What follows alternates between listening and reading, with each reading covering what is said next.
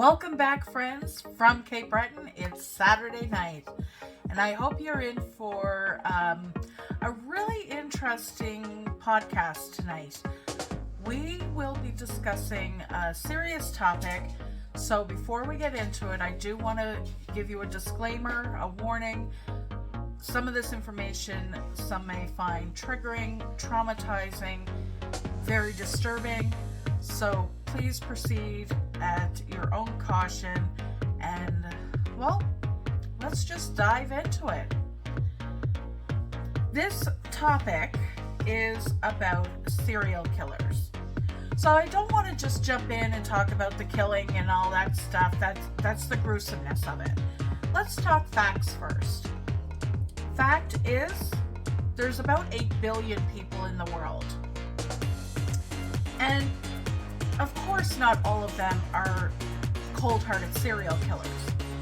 But let's look at the breakdown, the actual factual information on about 20 different countries. Let's see who's the worst and who's the best, of these 20 countries. So, of course, I have my own country of Canada on that list, as well as our closest neighbor, the United States of America. So per capita, who ranks the best and who ranks the worst? First, let's talk about the actual numbers. The leading nation for serial killers, and this is not somebody who murders a bowl of cereal. These are cold-hearted, gruesome killers that I'm talking about. The leading nation is the United States of America. By far, with over 3,000, actually 3,204, according to this information I gathered, 3,204 serial killers in one country. Granted, it's a large country, and their population is fairly large. So, with that said, the next highest number of serial killers for one country is England, with only 166 serial killers. So let's put that into perspective here. We have one nation with over 3,000 serial killers, and then the next highest nation has less than 200. That's quite the steep difference. And I'm only conjecturing here, but I would dare say, and I'm not a psychiatrist, I am not a forensic analyst, I am not a profiler, I don't work in any of those fields. I am not just analyzing the logic of the numbers here in my own brain and putting together some theories for myself. One theory may be there's more population, therefore there are more killers. That could be a theory. Another one could be maybe it's cultivated through society. Maybe there are birth defects. Maybe there's mental illness. All of these things, which again, I don't work in any of these fields. These are just my own thoughts and theories behind why the United States of America has such a large number of serial killers versus the next highest nation being England, having 166. So that's just food for thought. Let's break it down per capita to see actually who is the country with the worst serial killer per capita. And I broke it down to 100,000 population to give kind of an even field, so to speak. So per capita, the safest countries in the world to live with less than one serial killer per 100,000 people. Those countries are Australia, India, and China. The next closest to them is Brazil, with only one serial killer per 100,000 people. So they're seem to be the safest countries to live for serial killers anyway. Now, let's talk about the worst countries in the world. So I'm not going to go over all 20 and give you the numbers. I was, but I think that's just overkill. Excuse the pun. So if I look at, say, the top 5 worst countries for serial killers to cultivate a serial killer, the worst countries in the world are, now let me just look at my list here. All right, so rounding off, number 5 is Austria, with 25 serial killers per 100,000 people. Next to them, we have Scotland. Scotland comes in with 27 people, serial killers. Let's not even call them people. 27 serial killers per 100,000 people. Canada ties with Scotland, but I put them at number 3 because I'm not going to be biased here. Canada comes in at number 3 for the worst countries with, again, 27 serial killers per 100,000 people. Number 2 in the world is England, 30 per 100,000 people. And then, if you couldn't guess it, the United States of America did win. They took home the gold for this one. 95 serial killers per 100,000 people. So when I broke it down per capita, we're still seeing the United States full on, way above the standard. So 95 for the USA per 100,000 people. Then the next we have 30, 27, 27, 25, 20, and then it just goes down from there till we get to the safest countries, which are less than 1 per 100,000 persons. That seems really interesting to me, because if there's anything to be said for that, and I don't know what that would be, but I'd be very interested to learn more as to what the professionals deem as the significant factors that attribute to such large numbers in one certain country. Okay, so we talked about factual numbers. The next thing I want to give you is the actual meaning of what a serial killer is. A serial killer is a killer that performs a series of 3 or more in a period of over 1 month with a cool down period. Murders must be separate events and most often driven by a psychological thrill or pleasure. Talk about sickos. Like, I don't even care if I'm calling anybody, names here, because truly sick.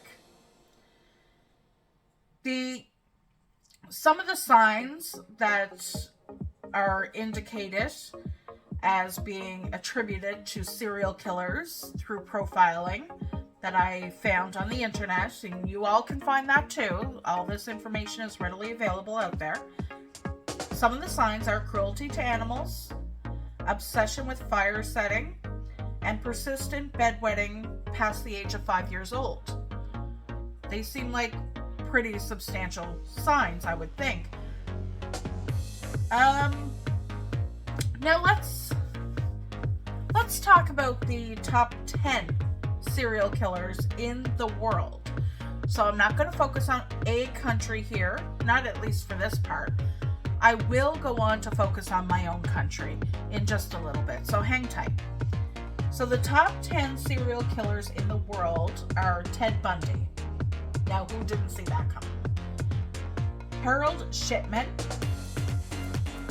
All of these serial killers, by the way, they're all past. They're all gone. Okay, so Ted Bundy, Harold Shipman, Andre Chikatilo.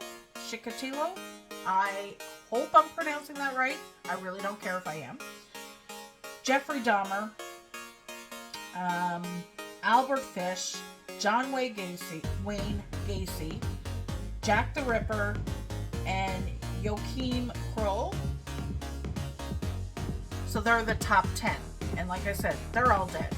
So, round of applause for that.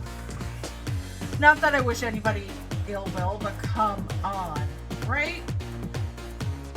Okay, let's get into the knit and grit of this. We're 10 minutes in, and I really want to focus on Canada. Since I'm not going to be biased here, I'm not going to say Canada's all humdung, beautiful, and, which it is, but we got some serial killers here. We got some nasty sons of guns, you know? The top 10 serial killers in Canada are Paul Bernardo and Karla Homolka. I think I said her name wrong, and I hope I did. Robert Pickton. Robert Willie Pickton. Russell Johnson. Clifford Olson Jr. Peter Woodcock. Gilbert Paul Jordan. And Alan Legier. That's only 8. I said 10. It's only 8. Now, some of these actually have some nicknames that are quite disturbing. Paul Bernardo, Scarborough Rapist. Did a lot more than that, killed 3 people. Robert Willie Pickton, the pig farmer. The pig farm killer, murderer, whatever you want to call him. Russell Johnson, the bedroom strangler. Clifford Olson Jr., the Beast of BC. And those of you who are not from Canada, BC being British Columbia. Gilbert Paul Jordan, the boozing barber. I might focus on him someday because that sounds really interesting and I don't know a lot about him. Alan Legier, I do know a little bit about. The monster of Miramichi. Now, the only reason I would know anything about Alan Legier is I'm from the east coast of Canada, and Miramichi is in New Brunswick, which is part of the east coast.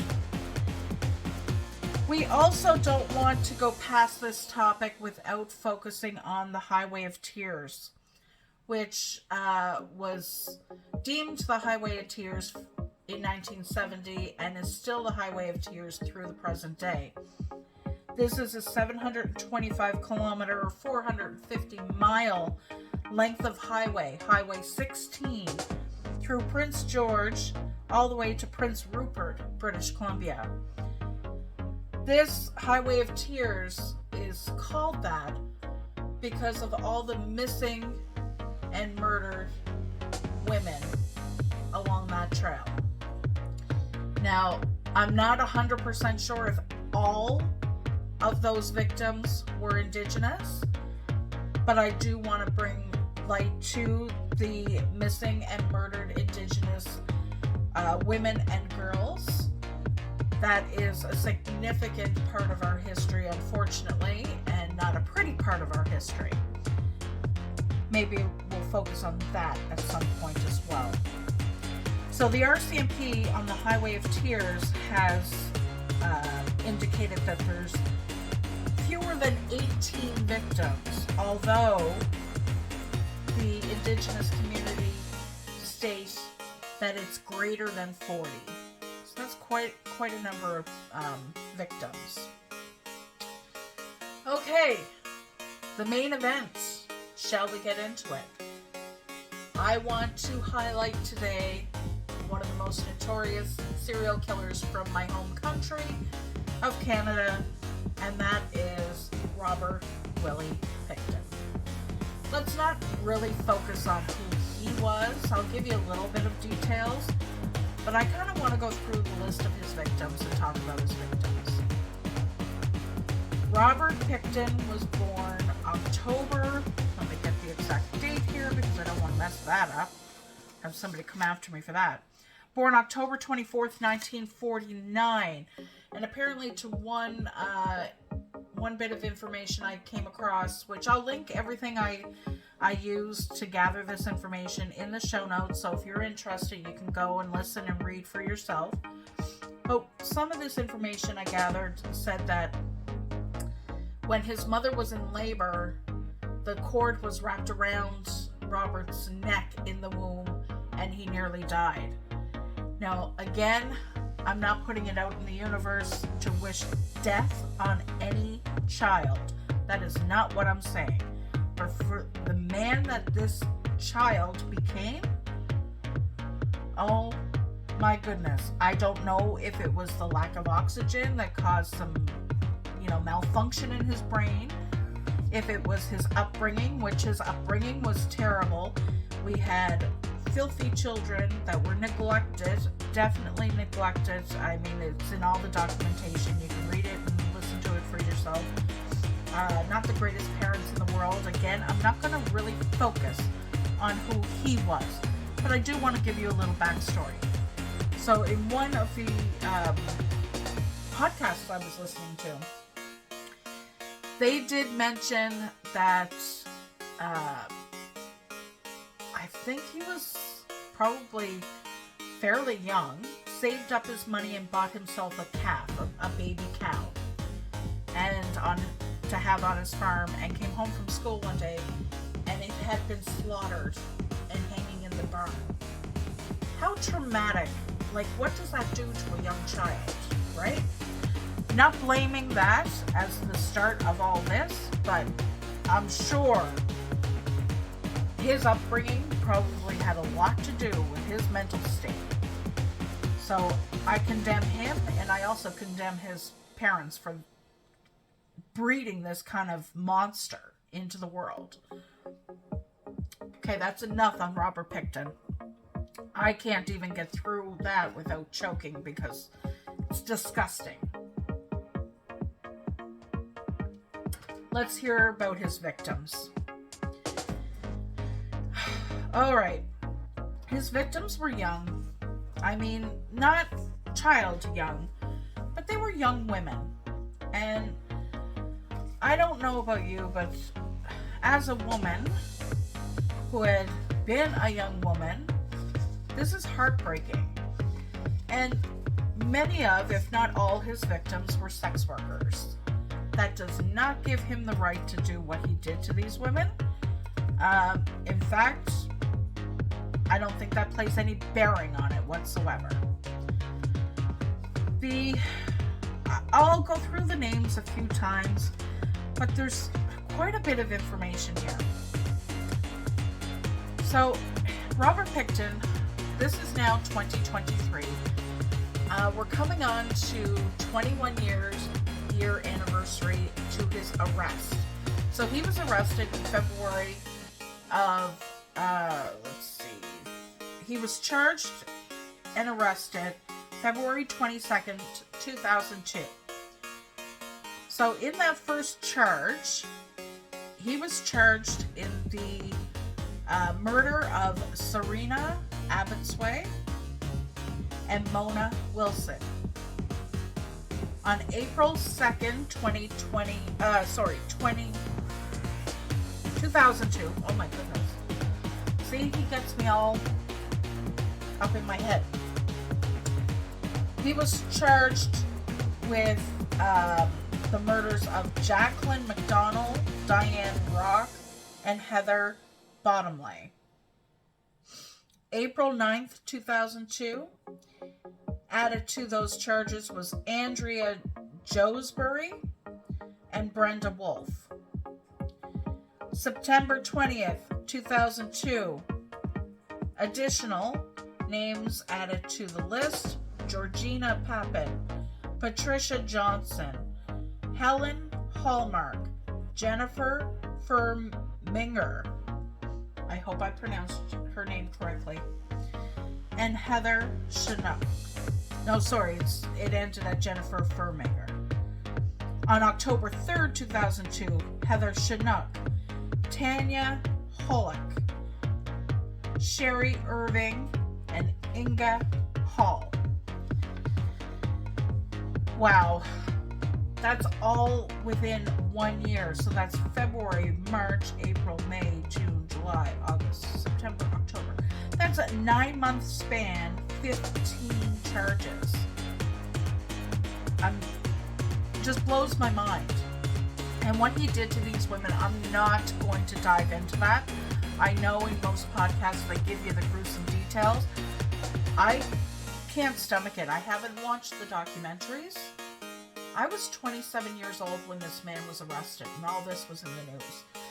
This is definitely in my memory, and being from Canada, having this grace our TV screens and hearing all about it for 20 some years, it's sickening. And I personally can't stomach it, and that's why I don't want to dive into it and give him the satisfaction of reliving it. But let's talk more about his victims. In 2005, May 26th to be exact, 12 more charges were laid.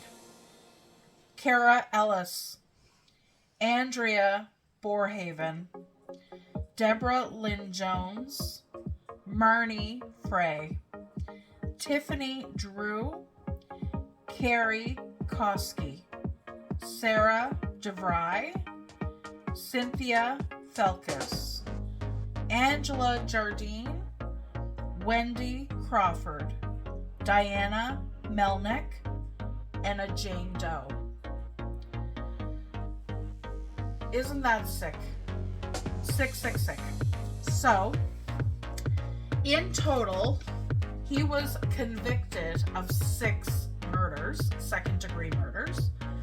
He was charged with, oh goodness, believe it or not, that I did not write down. Just give me 1 second, please. 26, I believe. Yeah, 26 he was charged with. And he confessed to 49. So of the 49, he was only charged with 26 and convicted of 6. He is in prison for life, and in 2018, he was moved from a penitentiary in British Columbia to a super maximum security pen in Quebec, just north of Quebec City. That's a little close to where I live. In proximity, Canada's fairly large. If you're not familiar, second largest country in the world. And Quebec is just beside the Maritime provinces. I live in Nova Scotia, which is Maritime province. There's so much information here. So the investigation, they didn't even go to Robert Pickton's farm in Port Coquitlam, BC, for murder. They weren't investigating missing women or murder at the time. They were actually going there because of weapons, related investigation for weapons he was not supposed to have. Something like that. It was not in regards to the women. But once they got there, they found some of the missing women's personal effects, like jewelry, wallets, personal stuff. So that's what stemmed the investigation. The investigation lasted from 2002, when they first arrested him, till 2003, so about a year, and it cost the government $70 million Canadian to perform that investigation. The property itself was taken over by the Crown in right of British Columbia in 2015. Okay, we have just a few moments left, and I want to get back to the victims. Let's go through them one by one and the charges. On December 9th, 2007, Pickton was convicted of second-degree murder in the deaths of 6 women. Count 1, Serena Abbotsway, born August 20th, 1971, age 29 when she disappeared in August 2001. Her foster mother reported her missing in on August 22nd, 2001. Count 2, Mona Lee Wilson, born January 13th, 1975, age 26. She went to the doctor on November 30th, 2001 and was reported missing later that day. Count 6, Andrea Josbury, age 22, last seen June 2001, reported missing June 8th, 2001. Count 7, Brenda Ann Wolf, age 32, last seen in February 1999, reported missing April 25th, 2000. Count 16, Marnie Lee Frey, last seen August 1997, reported missing December 29th, 1997. Count 11, Georgina Faith Papin, last seen January 1999, reported missing March 2001. Now again, these women were living a lifestyle that was conducive of being missing or not reporting back to their families. So in a number of these cases, they were not reported missing right away. And it is said in a lot of the information I found that 1997 was when a lot of these specific charges were stemming from, murders happening from 1997 onwards until he was caught. However, there are some reports, and I cannot confirm these reports, there are some reports that say his killing may have started after his parents' death in the late 1970s, so probably as early as 1980 that the killings actually started. So he could have been killing for 17 years before he was ever really started, quote unquote, killing these women. There are over 80 corpses or pieces of people, unidentified, both men and women, that were found on the farm. It's completely disgusting. Okay, let's resume. Pickton also stood accused for first-degree murder in the deaths of 20 women until these charges were stayed on August 4th, 2010. Count 3, Jacqueline Michelle McDonald, 22 when she was last seen in January 1999. Count 4, Diane Rosemary Rock, born September 2nd, 1967, 34 when she was last seen on October 19th, 2001. Reported missing December 13th, 2001. Count 5, Heather Kathleen Bottomley, born August 17th, 1973, 27 when she was last seen and reported missing on April 17th, 2001. Count 8, Jennifer Lynn Furminger, last seen in 1999. Count 9, Helen May Palmer, last seen August 1997.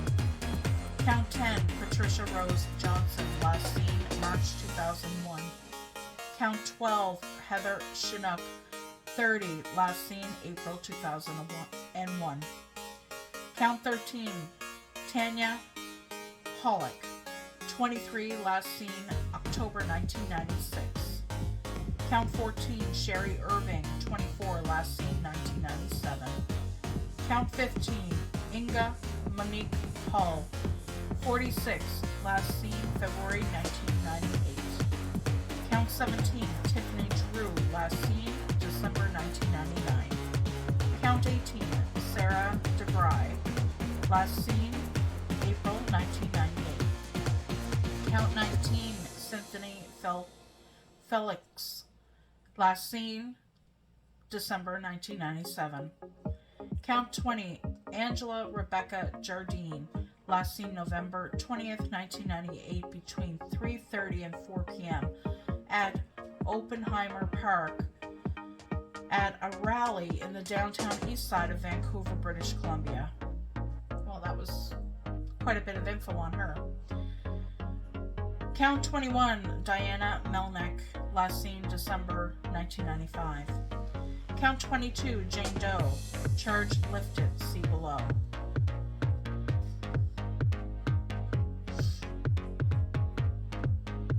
So on March 2nd, 2006, the murder charge involving the unidentified victim had been lifted.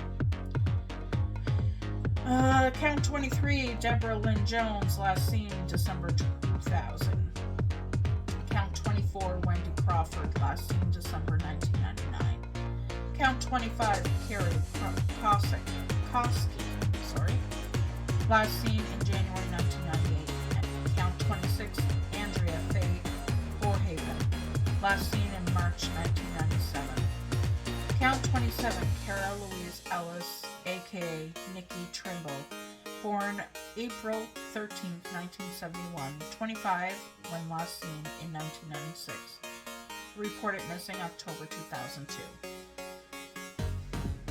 My heart goes out to all the families and friends of all of these women and all of those unidentified that are still unidentified to this day, and he still has not claimed responsibility for those people.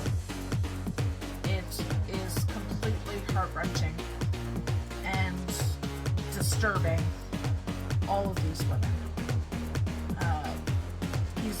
Pickton is implicated in the murders of the following women, but charges have not yet been laid, and it is an incomplete list. Mary Ann Clark, aka Nancy Greek, 25, disappeared August 1991. Yvonne Marie Bowen, sometimes used the surname England, born November 30th, 1967, 33 when last seen on March 16th, 2001. Reported missing March 21st, 2001. Dawn Teresa Cray, reported missing December 2000. Cray is the main subject of a 2006 documentary film about murdered and missing Aboriginal women in Canada entitled Finding Dawn. Definitely a good watch. 2 other unidentified women. It's absolutely sick. Absolutely sick.